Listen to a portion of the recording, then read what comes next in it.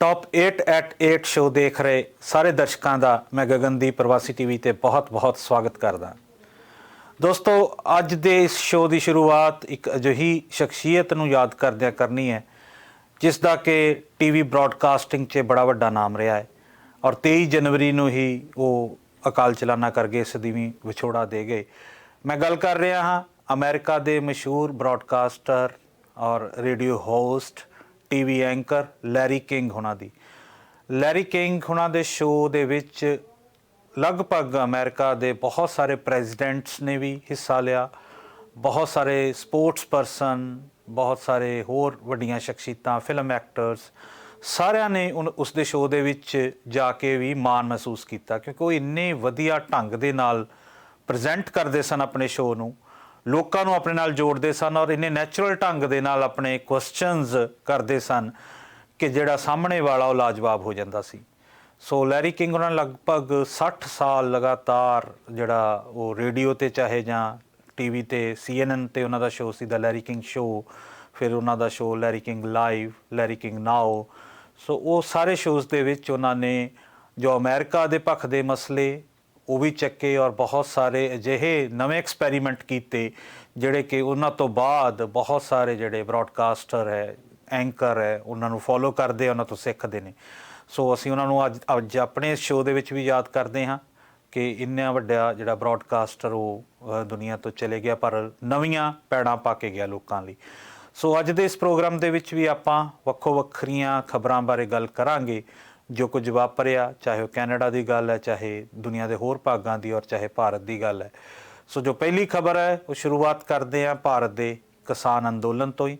सो जिस तरह आप हमेशा गल करते आ रहे हैं पिछले काफ़ी दिनों तो, काफ़ी हफ्तियां तो कि किसान अंदोलन जिहड़ा दिल्ली दे विच चल रहा है और जिस दे विच जो प्रजेंट किया जाता है मीडिया वालों, खास तौर पर जो भारत च नैशनल मीडिया है कि अंदोलन जिहड़ा मुख्य तौर पर पंजाब के किसानों का ही है और नाल कुछ जिहड़े बाद विच हरियाणा के किसान भी इन्हां दे नाल मिले हैं।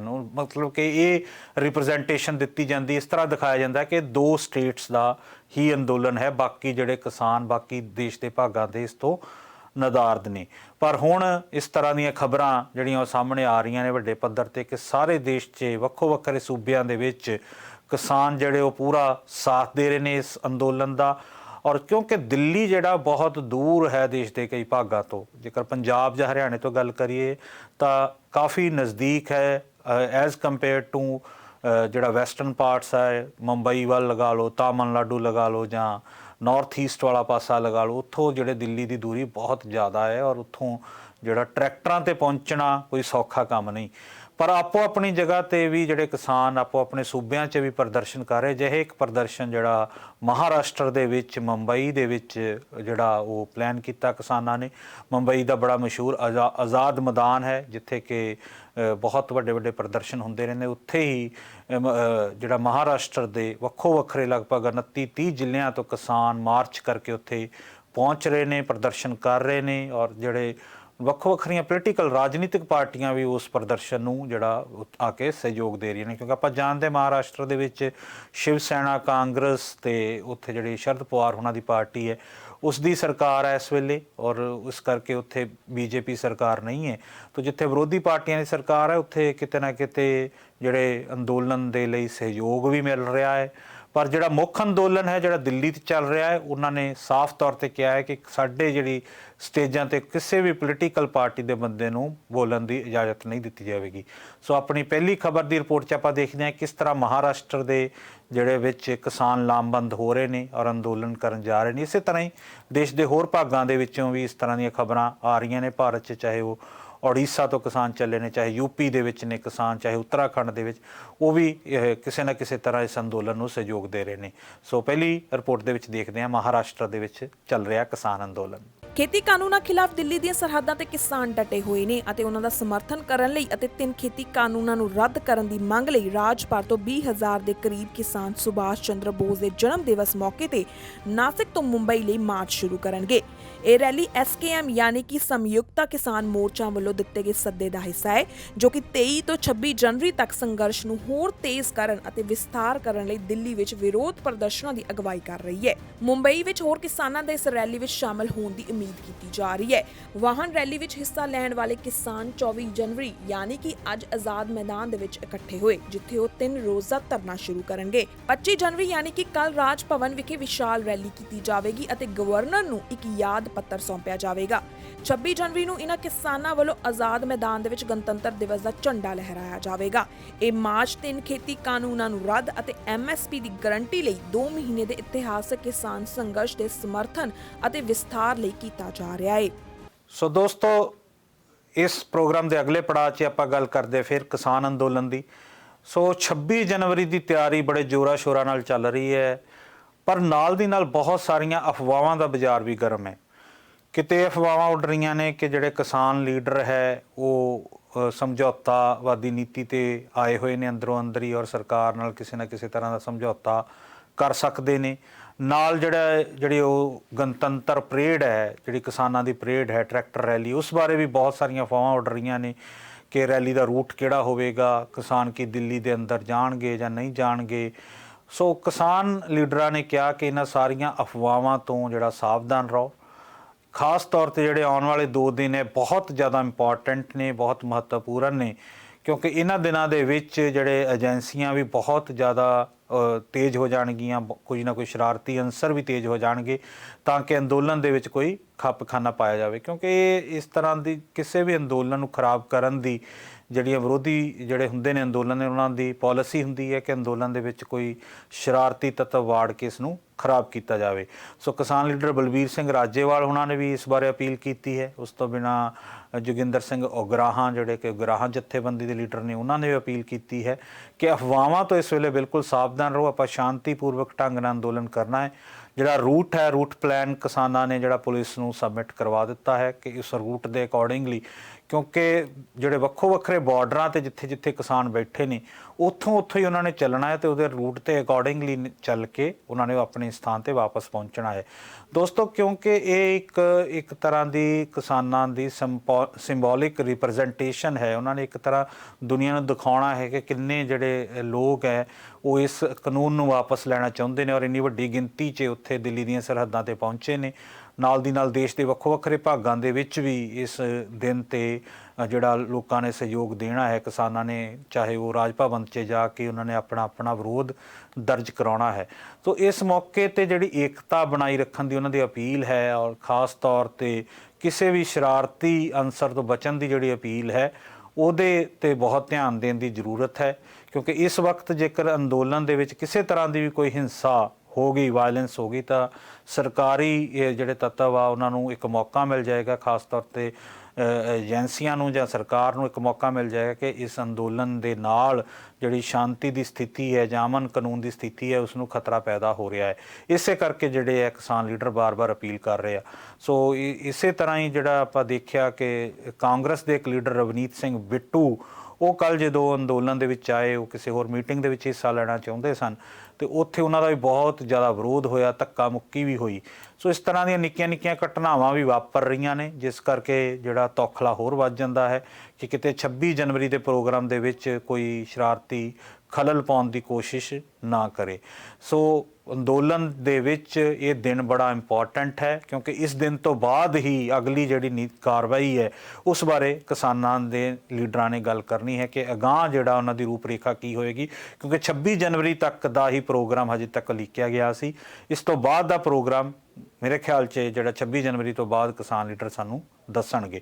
ਸੋ ਦੇਖਦੇ ਹਾਂ ਆਪਣੀ ਇਸ ਰਿਪੋਰਟ ਦੇ ਵਿੱਚ ਕਿ ਕਿਸ ਤਰ੍ਹਾਂ 26 ਜਨਵਰੀ ਦੀਆਂ ਤਿਆਰੀਆਂ ਚੱਲ ਰਹੀਆਂ ਨੇ ਔਰ ਕੀ ਜਿਹੜੇ ਕਿਸਾਨ ਲੀਡਰ ਉਹ ਕਹਿ ਰਹੇ ਨੇ, ਕੀ ਅਪੀਲ ਕਰ ਰਹੇ ਨੇ ਲੋਕਾਂ ਨੂੰ। ਦਿੱਲੀ ਦੀਆਂ ਸਰਹੱਦਾਂ ਤੇ ਡਟੇ ਕਿਸਾਨਾਂ ਦਾ ਅੰਦੋਲਨ ਅੱਜ 60ਵੇਂ ਦਿਨ ਦੇ ਵਿੱਚ ਪ੍ਰਵੇਸ਼ ਕਰ ਗਿਆ, ਯਾਨੀ ਕਿ ਅੰਦੋਲਨ ਨੂੰ ਪੂਰੇ 2 ਮਹੀਨੇ ਹੋ ਚੁੱਕੇ ਨੇ। 26 ਜਨਵਰੀ ਯਾਨੀ ਕਿ ਗਣਤੰਤਰ ਦਿਵਸ ਮੌਕੇ ਕਿਸਾਨਾਂ ਵੱਲੋਂ ਦਿੱਲੀ ਦੇ ਵਿੱਚ ਟਰੈਕਟਰ ਰੈਲੀ ਕੱਢਣ ਦਾ ਐਲਾਨ ਕੀਤਾ ਗਿਆ, ਜਿਸ ਤੇ ਹੁਣ ਦਿੱਲੀ ਪੁਲਿਸ ਨੇ ਵੀ ਸਹਿਮਤੀ ਬਣਾ ਲਈ ਹੈ। ਦਿੱਲੀ ਵਿੱਚ ਕਿਸਾਨਾਂ ਦੇ ਵੱਡੇ ਇਕੱਠ ਨੂੰ ਸੰਬੋਧਨ ਕਰਦਿਆਂ ਕਿਸਾਨ ਆਗੂ ਬਲਬੀਰ ਸਿੰਘ ਰਾਜੇਵਾਲ ਨੇ ਕਿਹਾ ਕਿ ਅਸੀਂ 26 ਜਨਵਰੀ ਨੂੰ ਮਿਲ ਕੇ ਇੱਕ ਨਵਾਂ ਇਤਿਹਾਸ ਰਚਣ ਜਾ ਰਹੇ ਹਾਂ। ਅਸੀਂ ਸਾਰੇ ਮਿਲ ਕੇ ਦਿੱਲੀ ਵਿਖੇ ਗਣਤੰਤਰ ਦਿਵਸ ਮਨਾਵਾਂਗੇ। ਆਖਿਰਕਾਰ ਸਰਕਾਰ ਨੂੰ ਝੁਕਣਾ ਹੀ ਪਿਆ। 6 ਨਾਕਿਆਂ ਤੋਂ ਕਿਸਾਨ ਆਪਣੇ ਟਰੈਕਟਰ ਬਾਰਡਰਾਂ ਤੇ ਦਿੱਲੀ ਦੇ ਅੰਦਰ ਗਣਤੰਤਰ ਪਰੇਡ ਕਰਨ ਲਈ ਜਾਵੇਗਾ। ਹਰੇਕ ਨਾਕੇ ਲਈ 100 ਤੋਂ 150 ਕਿਲੋਮੀਟਰ ਦਾ ਰੂਟ ਤੈਅ ਹੋਇਆ ਹੈ। ਰਾਜੇਵਾਲ ਨੇ ਇਹ ਵੀ ਕਿਹਾ ਕਿ ਗਣਤੰਤਰ ਦਿਵਸ ਨੂੰ ਅਸੀਂ ਅਸਲੀ ਲੋਕ ਮਨਾਉਣਗੇ ਜੋ ਸਾਰੀ ਦੁਨੀਆ ਵੇਖੇਗੀ। ਉਹਨਾਂ ਆਖਿਆ ਕਿ ਭਾਰਤ ਤੋਂ ਬਾਹਰੋਂ ਕਰੀਬ 1000 ਟੀਵੀ ਚੈਨਲ ਇੱਥੇ ਦਿੱਲੀ ਪਹੁੰਚ ਚੁੱਕੇ ਨੇ ਜੋ ਪਰੇਡ ਨੂੰ ਪੂਰੀ ਦੁਨੀਆ ਦੇ ਵਿੱਚ ਵਿਖਾਉਣਗੇ। ਰਾਜੇਵਾਲ ਨੇ ਨਾਲ ਹੀ ਕਿਹਾ ਕਿ ਅਸੀਂ ਟਰੈਕਟਰ ਰੈਲੀ ਉਹਨਾਂ ਇਲਾਕਿਆਂ ਦੇ ਵਿੱਚ ਵੀ ਕਰਨਾ ਚਾਹੁੰਦੇ ਹਾਂ ਜਿੱਥੇ ਲੋਕਾਂ ਦੀ ਆਬਾਦੀ ਜ਼ਿਆਦਾ ਹੋਵੇ ਤਾਂ ਜੋ ਲੋਕਾਂ ਨੂੰ ਪਤਾ ਲੱਗੇ ਕਿ ਆਪਾਂ ਆਪਣੇ ਹੱਕਾਂ ਲਈ ਇੱਥੇ ਬੈਠੇ ਹਾਂ, ਜਿਸ ਨੂੰ ਮੁੱਖ ਰੱਖਦਿਆਂ ਬਾਕੀ ਆਗੂਆਂ ਵੱਲੋਂ ਪੁਲਿਸ ਨਾਲ ਮੀਟਿੰਗ ਕੀਤੀ ਗਈ ਅਤੇ ਰੂਟ ਦਾ ਪਲਾਨ ਤਿਆਰ ਕੀਤਾ ਗਿਆ। ਨਾਲ ਹੀ ਰਾਜੇਵਾਲ ਨੇ ਕਿਹਾ ਕਿ ਅਸੀਂ ਰੂਟ ਪਲਾਨ ਦੇ ਹਿਸਾਬ ਨਾਲ ਹੀ ਚੱਲਾਂਗੇ ਅਤੇ ਉਹਨਾਂ ਨੇ ਲੋਕਾਂ ਨੂੰ ਸ਼ਰਾਰਤੀ ਅਨਸਰਾਂ ਤੋਂ ਬਚਣ ਦੀ ਅਪੀਲ ਵੀ ਕੀਤੀ। ਉਹਨਾਂ ਕਿਹਾ ਕਿ ਪਹਿਲੀ ਵਾਰ ਲੋਕੀ ਵੇਖਣਗੇ ਕਿ ਗਣਤੰਤਰ ਦਿਵਸ ਦੇ ਵਿੱਚ ਲੋਕਾਂ ਦੇ ਹੱਕਾਂ ਦੀ ਗੱਲ ਕੀਤੀ ਜਾਵੇਗੀ, ਨਾ ਕਿ ਕਿਸੇ ਸਿਆਸੀ ਪਾਰਟੀ ਦੀ। ਗੱਲਬਾਤ ਕਰਦੇ ਹੋਏ ਰਾਜੇਵਾਲ ਨੇ ਕਿਹਾ ਕਿ 26 ਜਨਵਰੀ ਨੂੰ ਕੱਢੀ ਜਾ ਰਹੀ ਟਰੈਕਟਰ ਰੈਲੀ ਤੋਂ ਬਾਅਦ ਅੰਦੋਲਨ ਖਤਮ ਨਹੀਂ ਹੋ ਜਾਵੇਗਾ। ਅਸੀਂ ਮੁੜ ਇਹਨਾਂ ਬਾਰਡਰਾਂ ਤੇ ਡਟੇ ਰਹਾਂਗੇ ਜਦ ਤੱਕ ਸਾਡੀਆਂ ਮੰਗਾਂ ਸਰਕਾਰ ਮੰਨਦੀ ਨਹੀਂ। ਸਾਰੇ ਮਿਲ ਕੇ ਇੱਕ ਨਵਾਂ ਇਤਿਹਾਸ ਸਿਰਜਣ ਜਾ ਰਹੇ ਹਾਂ। ਹਿੰਦੁਸਤਾਨ ਨੂੰ ਦੁਨੀਆ ਦੀ ਸਭ ਤੋਂ ਵੱਡੀ ਡੈਮੋਕ੍ਰੇਸੀ ਕਿਹਾ ਜਾਂਦਾ ਹੈ। ਬਦਕਿਸਮਤੀ ਕਹਾਂਗੇ, ਸੰਵਿਧਾਨ ਦੇ ਘਾੜਿਆਂ ਨੇ ਕਿਹਾ ਤਾਂ ਸੀ ਇਹ ਗਣਤੰਤਰ ਹੈ। 26 ਜਨਵਰੀ ਗਣਤੰਤਰ ਦਿਵਸ ਹੈ ਜਿਹਦੇ ਵਿੱਚ ਲੋਕਾਂ ਦੀ ਸ਼ਮੂਲੀਅਤ, ਲੋਕਾਂ ਦੀ ਭਾਗੀਦਾਰੀ ਸਭ ਤੋਂ ਵੱਧ ਹੋਣੀ ਚਾਹੀਦੀ ਹੈ, ਪਹਿਲ ਦੇ ਆਧਾਰ ਤੇ ਹੋਣੀ ਚਾਹੀਦੀ ਹੈ। ਪਰ ਜਿਨ੍ਹਾਂ ਦੇ ਹੱਥ ਹਮੇਸ਼ਾ ਤਾਕਤ ਰਹੀ ਉਹਨਾਂ ਲੋਕਾਂ ਨੇ ਆਮ ਲੋਕਾਂ ਨੂੰ ਇਸ ਸਮਾਗਮ ਤੋਂ ਹਮੇਸ਼ਾ ਦੂਰ ਰੱਖਿਆ। ਇਹ ਤੁਹਾਡੀ ਤਪੱਸਿਆ ਹੈ, ਇਹ ਤੁਹਾਡੀ ਮਿਹਨਤ ਹੈ। 2 ਮਹੀਨੇ ਤੇ ਇੱਥੇ ਠੰਡ ਵਿੱਚ ਤੁਸੀਂ ਇੱਥੇ ਡੇਰੇ ਲਾਈ ਬੈਠੇ ਹੋ। ਉਹਦਾ ਸਿੱਟਾ ਹੈ ਵੀ ਇਸ ਵਾਰੀ ਸਾਰੀ ਦੁਨੀਆ ਦੇਖੇਗੀ ਹਿੰਦੁਸਤਾਨ ਦੇ ਅਸਲੀ ਲੋਕ, ਹਿੰਦੁਸਤਾਨ ਦਾ ਢਿੱਡ ਭਰਨ ਵਾਲੇ ਲੋਕ, ਹਿੰਦੁਸਤਾਨ ਵਿੱਚ ਮਿਹਨਤ ਕਰਨ ਵਾਲੇ ਲੋਕ ਜਿਹੜੇ ਇਸ ਦਾ ਅਸਲੀ ਗਣ ਹੈ ਉਹ ਆਪਣਾ ਗਣਤੰਤਰ ਮਨਾਉਣਗੇ। ਇਸ ਗਣਤੰਤਰ ਨੂੰ ਮਨਾਉਣ ਲਈ ਤੁਹਾਨੂੰ ਬਹੁਤ ਘਾਲਣੀ ਪਈ ਹੈ।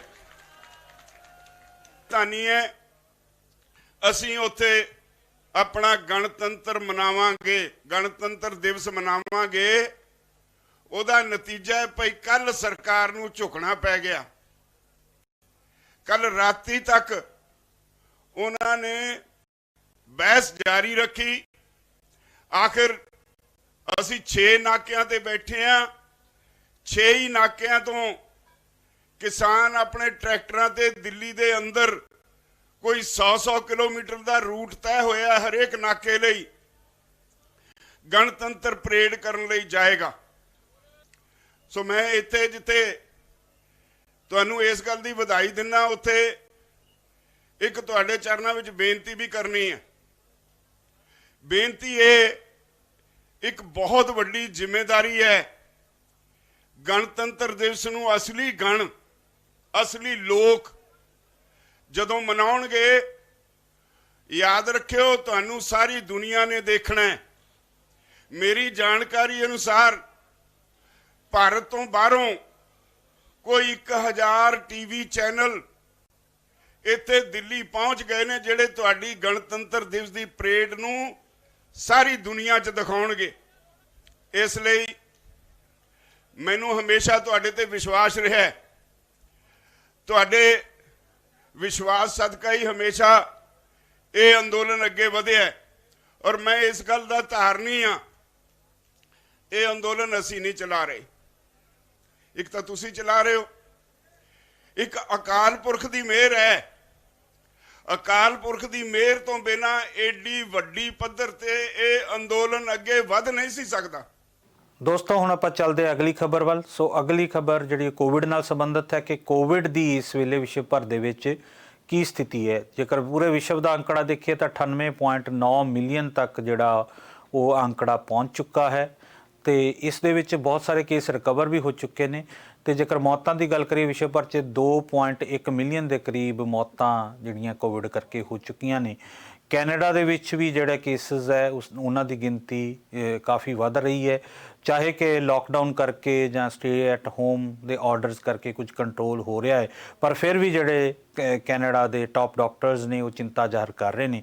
ਸੋ ਕਿਸ ਤਰ੍ਹਾਂ ਦੀ ਸਥਿਤੀ ਹੈ, ਇਸ ਬਾਰੇ ਆਪਾਂ ਗੱਲ ਕਰਦੇ ਹਾਂ ਇੱਕ ਛੋਟੀ ਜਿਹੀ commercial break. At Atlantic Immigration, we have over 15 years of experience assisting clients with their immigration matters. ਭਾਵੇਂ work permit, study permit, spouse sponsorship, investor class ਜਾਂ ਰਿਫਿਊਜੀ ਕਲੇਮ, ਤੁਸੀਂ ਸਾਨੂੰ ਮੁਫਤ ਸਲਾਹ ਲਈ ਕੰਟੈਕਟ ਕਰ ਸਕਦੇ ਹੋ at 9053620202। ਜੇ ਤੁਹਾਡਾ ਕਿਸੇ ਵੀ ਪ੍ਰਕਾਰ ਦਾ ਇਮੀਗ੍ਰੇਸ਼ਨ ਕੇਸ ਰਿਫਿਊਜ਼ ਹੋ ਗਿਆ ਹੈ, ਅਪੀਲ ਕਰਨਾ ਤੁਹਾਡਾ ਹੱਕ ਹੈ। ਤੁਸੀਂ ਸਾਨੂੰ ਕੰਟੈਕਟ ਕਰ ਸਕਦੇ ਹੋ ਫॉर फ्री ਕੰਸਲਟੇਸ਼ਨ at 9053620202। अपने घर के खाने में कुछ अलग ही बात होती है, चाहे वो मक्खन वाली दाल हो या घी वाली इडलियां। आखिर वैरायटी भी तो जरूरी है ना। और जब टाइम ना मिले तब क्या? खाना जो भी हो, ब्राड्स का स्वाद और अपनों का साथ हमेशा आपके साथ रहेगा। Brar's, food culture of India. ਜੀਤੇ ਯਾਰ ਟਰੱਕ ਅੱਜ ਫਿਰ ਖਰਾਬ ਹੋ ਗਿਆ। ਮੈਂ ਤੇ ਪਹਿਲਾਂ ਹੀ ਕਿਹਾ ਸੀ ਕਿ ਇਹਨੂੰ East cost diesel truck centre ਤੇ ਲੈ ਕੇ ਜਾਓ, ਜਿੱਥੇ ਸਰਟੀਫਾਈਡ 30 ਸਾਲਾਂ ਤੋਂ ਵੱਧ ਤਜਰਬੇ ਵਾਲੇ ਮਕੈਨਿਕਾਂ ਦੀ ਟੀਮ ਤੁਹਾਡੇ ਟਰੱਕ ਦੀ ਹਰ ਤਰ੍ਹਾਂ ਦੀ ਰਿਪੇਅਰ, ਆਇਲ ਤੇ filter change, diagnostic, electric diagnose, engine ਅਤੇ ਟਰਾਂਸਮਿਸ਼ਨ ਦੀ ਰੀਬਿਲਡ ਕਰਦੀ ਏ। ਹਰ ਮੇਕ ਅਤੇ ਮਾਡਲ ਦੇ ਟਰੱਕਾਂ ਦੀ ਰਿਪੇਅਰ ਲਈ ਪਹੁੰਚੋ East cost diesel truck centre ਤੇ ਜਾਂ ਕਾਲ ਕਰੋ 9055640002।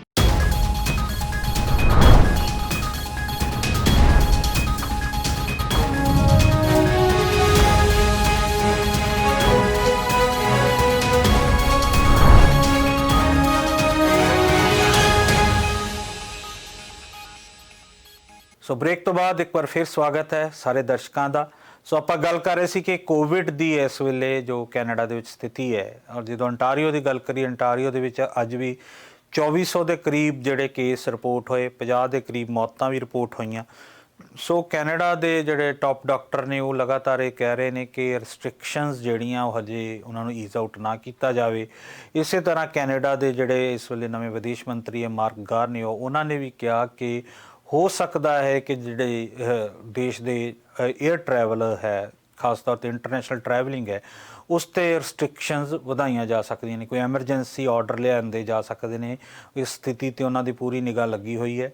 ਸੋ ਇਸ ਕਰਕੇ ਅਪੀਲ ਕੀਤੀ ਜਾ ਰਹੀ ਹੈ, ਪ੍ਰਧਾਨ ਮੰਤਰੀ ਜਸਟਿਨ ਟਰੂਡੋ ਵੱਲੋਂ ਵੀ ਇਸ ਤਰ੍ਹਾਂ ਦੀ ਅਪੀਲ ਕੀਤੀ ਗਈ ਕਿ ਦੇਸ਼ ਨੂੰ ਛੱਡਣ ਤੋਂ ਗੁਰੇਜ਼ ਕੀਤਾ ਜਾਵੇ। ਬਿਲਕੁਲ ਜਿਹੜੇ ਟਰੈਵਲਿੰਗ ਪਲਾਨ ਹੈ ਜਿਹੜੇ ਉਹਨਾਂ ਨੂੰ ਟਾਲਿਆ ਜਾਵੇ, ਜਿਹੜੀ ਗੈਰ ਜ਼ਰੂਰੀ ਟਰੈਵਲ ਉਹ ਬਿਲਕੁਲ ਨਾ ਕੀਤੀ ਜਾਵੇ। ਸੋ ਦੋਸਤੋ, ਇੱਥੇ ਜਿਹੜਾ ਇਹ ਜ਼ਰੂਰੀ ਬਣ ਜਾਂਦਾ ਹੈ ਕਿ ਇਹਨਾਂ ਹਦਾਇਤਾਂ ਦਾ ਆਪਾਂ ਪਾਲਣ ਕਰੀਏ। ਇਹ ਨਾ ਹੋਵੇ ਕਿ ਆਪਾਂ ਕਿਤੇ ਆਪਣਾ ਪਲਾਨ ਬਣਾ ਲਈਏ ਕੋਈ ਇਸ ਤਰ੍ਹਾਂ ਦਾ ਕਿਤੇ ਜਾਣ ਦਾ, ਜੇਕਰ ਕੋਈ ਆਪਣੇ ਕਿਸੇ ਦੀਆਂ ਛੁੱਟੀਆਂ ਹੁੰਦੀਆਂ, ਵਕੇਸ਼ਨਸ ਹੁੰਦੀਆਂ, ਜਾਂ ਕੋਈ ਅਗਲੇ 1-2 ਮਹੀਨੇ 'ਚ ਵਕੇਸ਼ਨਸ ਦਾ ਪਲਾਨ ਕਰ ਰਿਹਾ ਹੈ, ਤੇ ਆਪਾਂ ਉੱਥੇ ਨਿਕਲ ਜਾਈਏ ਤੇ ਬਾਅਦ 'ਚ ਆਪਾਂ ਨੂੰ ਵਾਪਸ ਆਪਣੇ ਘਰ ਆਉਣਾ ਵੀ ਮੁਸ਼ਕਲ ਹੋ ਜਾਵੇ।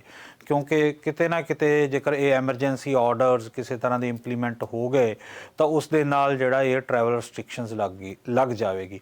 ਸੋ ਆਪਾਂ ਦੇਖਿਆ ਕਿ ਪਹਿਲਾਂ ਵੀ ਜਦੋਂ ਕੋਵਿਡ ਦੀ ਫਸਟ ਵੇਵ ਸੀ, ਕੁਝ ਦੇਸ਼ਾਂ ਨੇ ਇਸ ਤਰ੍ਹਾਂ ਰਿਸਟ੍ਰਿਕਸ਼ਨਸ ਲਗਾਈਆਂ ਔਰ ਬਹੁਤ ਕੰਟਰੋਲ ਵੀ ਕੀਤਾ ਉਹਨਾਂ ਦੇਸ਼ਾਂ ਨੇ। ਚਾਹੇ ਆਸਟ੍ਰੇਲੀਆ, ਨਿਊਜ਼ੀਲੈਂਡ ਦੀ ਗੱਲ ਕਰੀਏ, ਉਹਨਾਂ ਨੇ ਬਹੁਤ ਸਾਰੇ ਕੇਸਿਸ ਨੂੰ ਇਸੇ ਤਰ੍ਹਾਂ ਹੀ ਬਹੁਤ ਸਖਤ ਰਿਸਟ੍ਰਿਕਸ਼ਨਸ ਲਗਾ ਕੇ ਕੰਟਰੋਲ ਕੀਤਾ। ਕੈਨੇਡਾ ਦੇ ਵਿੱਚ ਉਨੀਆਂ ਸਖਤ ਰਿਸਟ੍ਰਿਕਸ਼ਨਸ ਟਰੈਵਲਿੰਗ 'ਤੇ ਨਹੀਂ ਰਹੀਆਂ। ਜਿਹੜਾ ਬਾਈ ਰੋਡ ਟਰੈਵਲ ਹੈ ਅਮਰੀਕਾ ਦੇ ਨਾਲ, ਉਹ ਜ਼ਰੂਰ ਬੰਦ ਹੈ ਬਹੁਤ ਦੇਰ ਤੋਂ। ਉਹ ਸਿਰਫ ਅਸੈਂਸ਼ੀਅਲ ਟਰੈਵਲ ਹੀ ਅਲਾਉਡ ਹੈ। ਜਿਹੜੇ ਆਪਣੇ ਟਰੱਕਰਸ ਜਾ ਰਹੇ ਨੇ, ਜਿਹੜਾ ਜ਼ਰੂਰੀ ਸਮਾਨ ਦੀ ਟਰੇਡ ਹੈ ਉਹੀ ਜਾਰੀ ਹੈ। ਬਾਕੀ ਜਿਹੜਾ ਸਾਰਾ ਟਰੈਵਲ ਹੈ ਉਹ ਬਾਈ ਏਅਰ ਫਿਰ ਵੀ ਚੱਲ ਰਿਹਾ ਹੈ। ਕੁਝ ਲੋਕ ਜਿਹੜੇ ਇੱਧਰ ਉੱਧਰ ਜਾਂਦੇ ਨੇ, ਖਾਸ ਤੌਰ 'ਤੇ ਜਿਸ ਤਰ੍ਹਾਂ ਠੰਡ ਦੇ ਮੌਸਮ 'ਚ ਜਿਨ੍ਹਾਂ ਨੂੰ ਆਪਾਂ ਕਹਿੰਦੇ ਸਨੋ ਬਰਡਸ, ਉਹ ਵੀ ਕਾਫੀ ਜਿਹੜੇ ਬਾਈ ਰੋਡ ਪਹਿਲਾਂ ਜਾਂਦੇ ਸਨ, ਹੁਣ ਬਾਈ ਏਅਰ ਗਏ ਨੇ ਅਮਰੀਕਾ, ਫਲੋਰੀਡਾ ਦੇ ਵਿੱਚ ਜਾਂ ਹੋਰ ਜਿੱਥੇ ਕਿ ਥੋੜ੍ਹੇ ਗਰਮ ਭਾਗ ਨੇ ਉੱਥੇ ਪਹੁੰਚਦੇ ਨੇ। ਸੋ ਪਰ ਹੁਣ ਆਪਾਂ ਨੂੰ ਦੇਖਣਾ ਚਾਹੀਦਾ ਹੈ ਕਿ ਜੇਕਰ ਹੁਣ, ਕਿਉਂਕਿ ਥੱਕ ਚੁੱਕੇ ਨੇ ਲੋਕ, ਇਹ ਵੀ ਸਰਕਾਰ ਜਾਣਦੀ ਹੈ ਕਿ ਲੋਕਾਂ ਨੂੰ ਇੰਨੀ ਦੇਰ ਤੋਂ 1 ਸਾਲ ਹੋ ਗਿਆ ਪੂਰਾ ਰਿਸਟ੍ਰਿਕਸ਼ਨਸ ਦੇ ਵਿੱਚ ਰਹਿ ਰਹੇ ਨੇ, ਇਸ ਨਾਲ ਮਨ ਵੀ ਥੱਕ ਜਾਂਦਾ ਹੈ, ਬਹੁਤ ਸਾਰੀਆਂ ਹੋਰ ਬਿਮਾਰੀਆਂ ਲੱਗਣ ਦਾ ਵੀ ਖਤਰਾ ਪੈਦਾ ਹੋ ਜਾਂਦਾ ਹੈ। ਪਰ ਉਹਨਾਂ ਨੇ ਕਿਹਾ ਹੈ ਕਿ ਕੁਝ ਮਹੀਨਿਆਂ ਦੀ ਹੋਰ ਵੇਟ ਕਰੋ ਤੇ ਫਿਰ ਚੰਗੇ ਦਿਨ ਜ਼ਰੂਰ ਆਉਣਗੇ। ਸੋ ਆਪਣੀ ਇਸ ਰਿਪੋਰਟ ਦੇ ਵਿੱਚ ਦੇਖਦੇ ਹਾਂ ਕਿ ਕੀ ਚੱਲ ਰਿਹਾ ਹੈ ਕੋਵਿਡ ਦੇ ਬਾਰੇ ਕੈਨੇਡਾ ਦੇ ਵਿੱਚ। ਓਨਟਾਰੀਓ 'ਚ ਅੱਜ 2417 ਕੋਵਿਡ ਦੇ ਕੇਸ ਰਿਪੋਰਟ ਕੀਤੇ ਗਏ, ਜੋ ਕੱਲ ਸਾਹਮਣੇ ਆਏ ਕੇਸਾਂ ਨਾਲੋਂ ਥੋੜੇ ਜ਼ਿਆਦਾ ਨੇ। ਇਸ ਵਾਇਰਸ ਨਾਲ ਕੱਲ 50 ਹੋਰ ਲੋਕਾਂ ਦੀਆਂ ਮੌਤਾਂ ਹੋਣ ਦੀ ਜਾਣਕਾਰੀ ਵੀ ਸਾਹਮਣੇ ਆਈ ਹੈ। ਹਰ ਰੋਜ਼ ਦੀ ਤਰ੍ਹਾਂ ਅੱਜ ਵੀ ਸਭ ਤੋਂ ਜ਼ਿਆਦਾ ਕੇਸ ਟੋਰਾਂਟੋ 'ਚ ਦੇਖਣ ਨੂੰ ਮਿਲੇ, ਜਿੱਥੇ ਟੋਰਾਂਟੋ ਦੇ ਵਿੱਚ 785, ਉੱਥੇ ਹੀ ਪੀਲ ਦੇ ਵਿੱਚ 404 ਅਤੇ ਯਾਰਕ ਰੀਜਨ ਦੇ ਵਿੱਚ 215 ਕੋਵਿਡ ਦੇ ਕੇਸ ਦੇਖਣ ਨੂੰ ਮਿਲੇ, ਜਿਸ ਦੀ ਜਾਣਕਾਰੀ ਸਿਹਤ ਮੰਤਰੀ ਕ੍ਰਿਸਟਨ ਐਲੀਅਟ ਵੱਲੋਂ ਦਿੱਤੀ ਗਈ। ਦੱਸ ਦਈਏ ਕਿ ਸੂਬੇ ਦੇ ਵਿੱਚ emergency stay at home order ਲਾਗੂ ਕਰਨ ਤੋਂ ਬਾਅਦ ਐਕਟਿਵ ਇਨਫੈਕਸ਼ਨਾਂ ਦੀ ਗਿਣਤੀ ਦੇ ਵਿੱਚ 20% ਤੱਕ ਦੀ ਗਿਰਾਵਟ ਦੇਖਣ ਨੂੰ ਮਿਲੀ ਹੈ। ਮਾਰਚ ਤੋਂ ਸ਼ੁਰੂ ਹੋਏ ਇਸ ਵਾਇਰਸ ਕਾਰਨ ਓਨਟਾਰੀਓ ਦੇ ਵਿੱਚ ਕੁੱਲ 5800 ਲੋਕਾਂ ਦੀਆਂ ਹੁਣ ਤੱਕ ਮੌਤਾਂ ਹੋ ਚੁੱਕੀਆਂ ਨੇ ਅਤੇ ਜ਼ਿਆਦਾਤਰ ਮੌਤਾਂ ਲੌਂਗ ਟਰਮ ਕੇਅਰ ਹੋਮਸ ਦੇ ਵਿੱਚ ਵਾਪਰੀਆਂ। ਰਾਹਤ ਦੀ ਗੱਲ ਇਹ ਸਾਹਮਣੇ ਆਈ ਹੈ ਕਿ ਹਸਪੀਟਲਾਈਜ਼ ਕੀਤੇ ਹੋਏ ਲੋਕਾਂ ਦੇ ਵਿੱਚ ਹੌਲੀ-ਹੌਲੀ ਗਿਰਾਵਟ ਦੇਖਣ ਨੂੰ ਮਿਲ ਰਹੀ ਹੈ। ਇਸ ਸਮੇਂ ਓਨਟਾਰੀਓ ਦੇ ਹਸਪਤਾਲਾਂ ਦੇ ਵਿੱਚ 1436 ਲੋਕ ਆਪਣਾ ਇਲਾਜ ਕਰਵਾ ਰਹੇ ਨੇ, ਜਿਨ੍ਹਾਂ ਦੇ ਵਿੱਚੋਂ 392 ਲੋਕ ICU ਦੇ ਵਿੱਚ ਨੇ, ਜਦਕਿ 301 ਲੋਕ ਵੈਂਟੀਲੇਟਰ ਦੀ ਮਦਦ ਨਾਲ ਸਾਹ ਲੈ ਰਹੇ ਨੇ। ਸੂਬੇ ਦੇ ਵਿੱਚ ਲਾਗੂ ਕੀਤੇ ਗਏ ਸਟੇ ਐਟ ਹੋਮ ਆਰਡਰ ਦੀ ਪ੍ਰਸ਼ੰਸਾ ਟੋਰਾਂਟੋ ਦੇ ਮੇਅਰ ਜੌਨ ਟੌਰੀ ਨੇ ਵੀ ਕੀਤੀ ਹੈ ਅਤੇ ਲੋਕਾਂ ਨੂੰ ਅਪੀਲ ਕੀਤੀ ਹੈ ਕਿ ਉਹ ਕੇਸਾਂ ਦੀ ਗਿਣਤੀ ਦੇ ਵਿੱਚ ਆ ਰਹੀ ਗਿਰਾਵਟ ਨੂੰ ਦੇਖ ਕੇ ਜਲਦਬਾਜ਼ੀ ਦੇ ਵਿੱਚ ਸੈਲੀਬ੍ਰੇਟ ਨਾ ਕਰਨ। ਉਹਨਾਂ ਕਿਹਾ ਕਿ ਸਾਡਾ ਮਕਸਦ ਇਸ ਮਹਾਮਾਰੀ ਨੂੰ ਜੜ ਤੋਂ ਹਰਾਉਣਾ ਹੈ ਤਾਂ ਕਿ ਆਪਾਂ ਆਪਣੀ ਪੁਰਾਣੀ ਜ਼ਿੰਦਗੀ ਦੇ ਵਿੱਚ ਵਾਪਸ ਆ ਸਕੀਏ।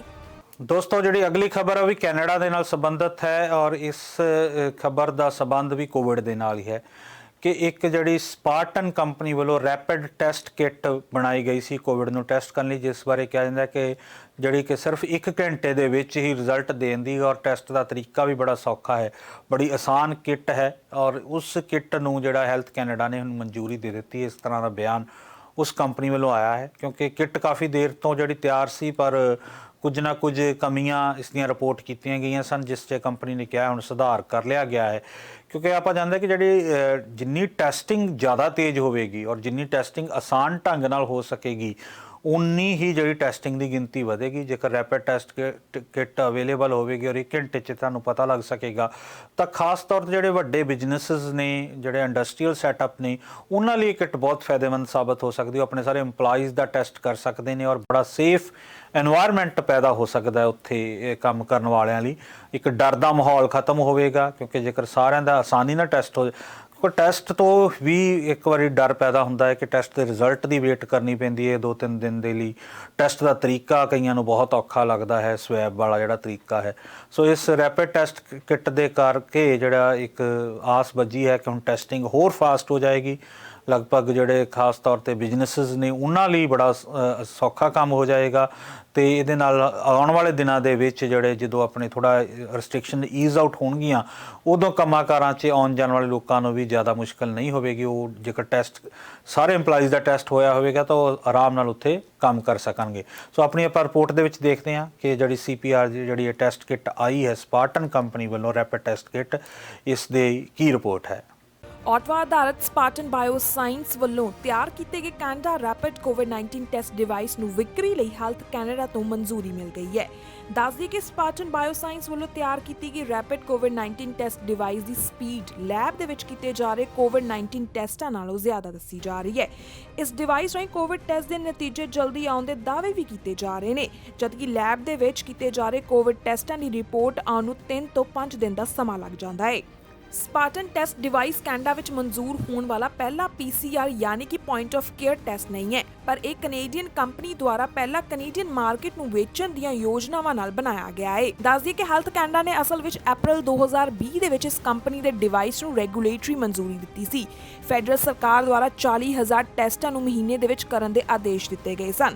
ਉਸ ਸਮੇਂ ਸਿਹਤ ਅਧਿਕਾਰੀਆਂ ਦੁਆਰਾ ਪੋਰਟੇਬਲ ਟੈਸਟ ਨੂੰ ਗੇਮ ਚੇਂਜਰ ਦੱਸਿਆ ਗਿਆ ਸੀ ਕਿਉਂਕਿ ਇਹ ਡਿਵਾਈਸ 60 ਮਿੰਟ ਦੇ ਅੰਦਰ ਨਤੀਜੇ ਦੇ ਸਕਦਾ ਹੈ, ਪਰ ਬਾਅਦ ਦੇ ਵਿੱਚ ਫੈਡਰਲ ਏਜੰਸੀ ਨੇ ਇਸ ਡਿਵਾਈਸ ਨੂੰ ਮਈ ਦੇ ਮਹੀਨੇ ਸਿਰਫ ਰਿਸਰਚ ਦੀ ਵਰਤੋਂ ਲਈ ਸੀਮਿਤ ਕਰ ਦਿੱਤਾ ਕਿਉਂਕਿ ਇਸ ਡਿਵਾਈਸ ਰਾਹੀਂ ਕਈ ਕੋਵਿਡ ਦੇ ਟੈਸਟ ਗਲਤ ਦੱਸੇ ਜਾ ਰਹੇ ਸਨ, ਜਿਸ ਨੂੰ ਦੇਖਦਿਆਂ ਇਸ ਨੂੰ ਭਰੋਸੇਯੋਗ ਨਹੀਂ ਮੰਨਿਆ ਗਿਆ। ਜਿਸ ਤੋਂ ਬਾਅਦ ਕੰਪਨੀ ਨੇ ਇਸ ਡਿਵਾਈਸ ਦੇ ਡਿਜ਼ਾਈਨ ਤੇ ਕੰਮ ਕੀਤਾ ਅਤੇ ਕਈ ਕਲੀਨਿਕਲ ਟ੍ਰਾਇਲਸ ਤੋਂ ਬਾਅਦ ਸ਼ੁੱਕਰਵਾਰ ਨੂੰ ਹੈਲਥ ਕੈਨੇਡਾ ਵੱਲੋਂ ਇਸ ਨੂੰ ਮਨਜ਼ੂਰੀ ਦਿੱਤੀ ਗਈ। ਦੱਸਿਆ ਜਾ ਰਿਹਾ ਹੈ ਕਿ ਇਸ ਡਿਵਾਈਸ ਦੇ ਵਿੱਚ ਤਬਦੀਲੀਆਂ ਕਰਨ ਤੋਂ ਬਾਅਦ ਅਤੇ ਹੈਲਥ ਕੈਨੇਡਾ ਦੀ ਰਿਕੁਆਇਰਮੈਂਟ ਪੂਰੀ ਕਰਨ ਤੋਂ ਬਾਅਦ ਹੀ ਮਨਜ਼ੂਰੀ ਦਿੱਤੀ ਗਈ ਹੈ।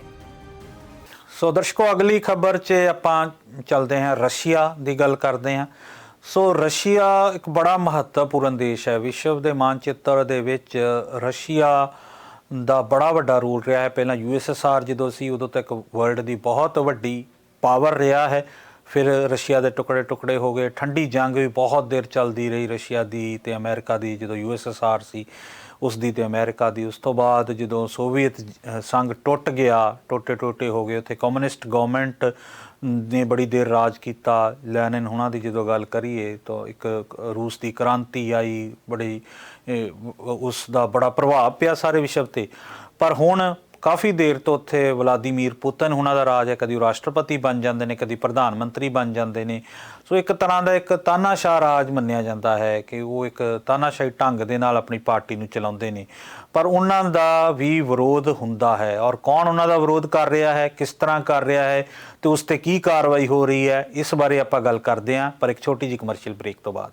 Harpreet Rakhra, the most trustable realtor, Jarvis and Carlton ਤੇ ਨਵੇਂ ਲਾਈਫਸਟਾਈਲ ਨਾਲ ਹੈਰੀਟੇਜ ਤੇ ਇਨੋਵੇਸ਼ਨ ਦਾ ਵਧੀਆ ਕੰਬੀਨੇਸ਼ਨ ਅਤੇ ਡਾਊਨਟਾਊਨ ਟੋਰਾਂਟੋ ਦੀ ਸ਼ਾਨਦਾਰ ਲੋਕੇਸ਼ਨ, ਮੇਨ ਅਮਿਨਿਟੀਜ਼ ਤੋਂ ਵਾਕਿੰਗ ਡਿਸਟੈਂਸ ਤੇ ਸਾਰੀਆਂ ਮੇਨ ਫੈਸਿਲਿਟੀਜ਼ ਦੇ ਨਾਲ ਡਾਊਨਟਾਊਨ ਟੋਰਾਂਟੋ ਦੇ ਵਿੱਚ ਰਹਿਣ ਦਾ ਇੱਕ ਨਵਾਂ ਤੇ ਸਭ ਤੋਂ ਯੂਨੀਕ ਸਟਾਈਲ। ਹੋਰ ਇਨਫੋਰਮੇਸ਼ਨ ਵਾਸਤੇ ਕੰਟੈਕਟ ਕਰੋ ਹਰਪ੍ਰੀਤ ਰੱਖੜਾ ਨਾਲ 6477205454। New Smile Denture Clinic, ਇੱਥੇ complete denture, partial denture, flexible denture, immediate denture ਤੇ ਇੰਪਲਾਂਟਡ ਡੈਂਚਰ ਕੀਤੇ ਜਾਂਦੇ ਹਨ। ਡੈਂਚਰ ਰਿਲੇਟਡ ਸਾਰਾ ਕੰਮ ਸਾਡੀ ਲੈਬ ਦੇ ਵਿੱਚ ਹੀ ਹੁੰਦਾ ਹੈ, ਇਸ ਲਈ ਕੁਆਲਿਟੀ ਵਧੀਆ ਤੇ ਕੀਮਤਾਂ ਮੁਨਾਸਿਬ ਹੁੰਦੀਆਂ ਹਨ। ਸਾਡੇ ਨਾਲ ਡੈਂਟਿਸਟ ਦੀ ਪੂਰੀ ਟੀਮ ਜੁੜੀ ਹੋਈ ਹੈ। ਦੰਦ ਕਢਵਾਉਣ ਲਈ ਜਾਂ ਲਗਵਾਉਣ ਲਈ ਜਾਂ ਫਿਰ ਇੰਪਲਾਂਟਡ ਡੈਂਚਰ ਕਰਵਾਉਣ ਲਈ ਹਮੇਸ਼ਾ ਯਾਦ ਰੱਖੋ new smile denture clinic. Denture related ਸਾਰੀਆਂ ਜ਼ਰੂਰਤਾਂ ਲਈ ਕਾਲ ਕਰੋ 416 746 4500। ट्रैफिक टिकटां, स्पीडिंग दी ticket, stunt driving, careless driving, suspended licence ते गड्डी चलाउणा जां फिर रेड लाइट कैमरे दी टिकट होवे। पॉइंट सेवर दे कानूनी एक्सपर्ट अफोर्डेबल ऑप्शनां नाल तुहाडे जुर्माने घट जां फिर माफ करवा सकदे हन। ਇਹ ਹਾਰੇ ਹੋਏ ਕੇਸਾਂ ਦੀ ਅਪੀਲ ਵੀ ਕਰਦੇ ਹਨ। ਟ੍ਰੈਫਿਕ ਟਿਕਟਾਂ ਨਾਲ ਆਪ ਨਜਿੱਠਣ ਦੀ ਬਜਾਏ ਪੁਆਇੰਟ ਸੇਵਰ ਦੇ ਐਕਸਪਰਟਸ ਨੂੰ ਕਾਲ ਕਰੋ 844 764 6877 844 764 6877।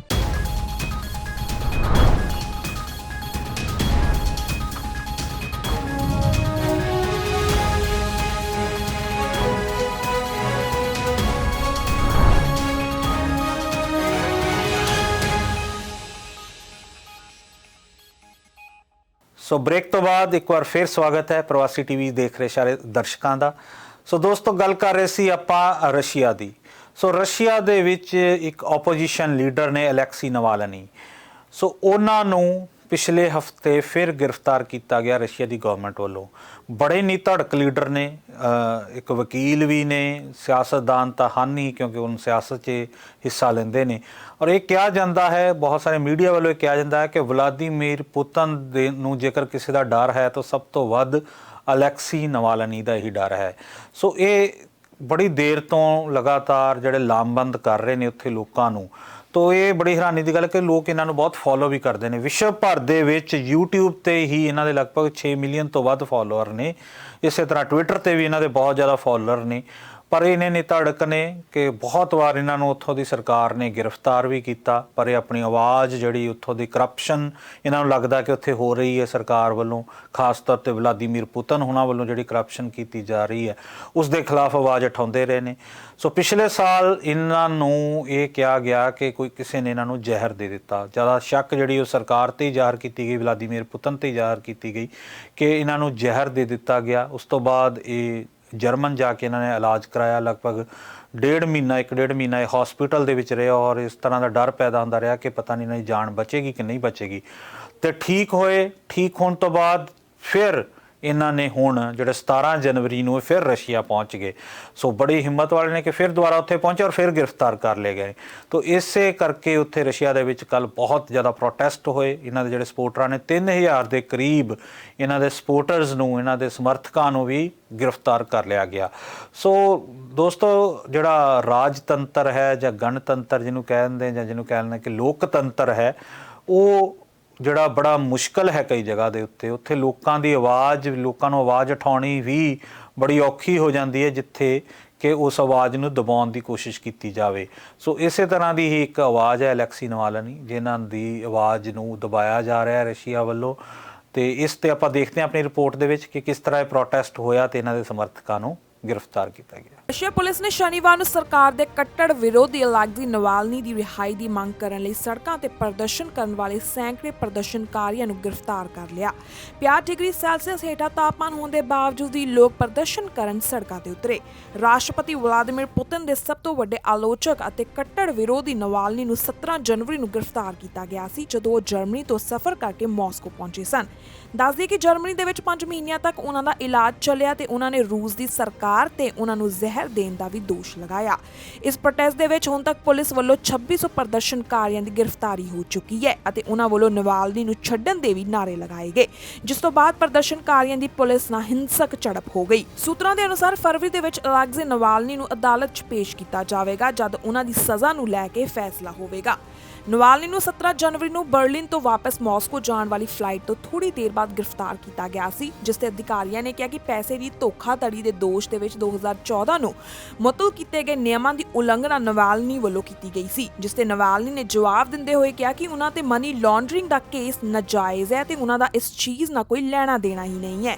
ਅਮਰੀਕਾ ਨੇ ਵੀ ਪ੍ਰਦਰਸ਼ਨਕਾਰੀਆਂ ਤੇ ਪੱਤਰਕਾਰਾਂ ਵਿਰੁੱਧ ਰੂਸੀ ਅਧਿਕਾਰੀਆਂ ਵੱਲੋਂ ਸਖਤ ਕਦਮ ਚੁੱਕੇ ਜਾਣ ਦੀ ਆਲੋਚਨਾ ਕੀਤੀ ਹੈ ਅਤੇ ਹਿਰਾਸਤ 'ਚ ਲਏ ਗਏ ਸਾਰੇ ਲੋਕਾਂ ਨੂੰ ਤੁਰੰਤ ਰਿਹਾ ਕਰਨ ਦੀ ਗੱਲ ਵੀ ਆਖੀ ਹੈ।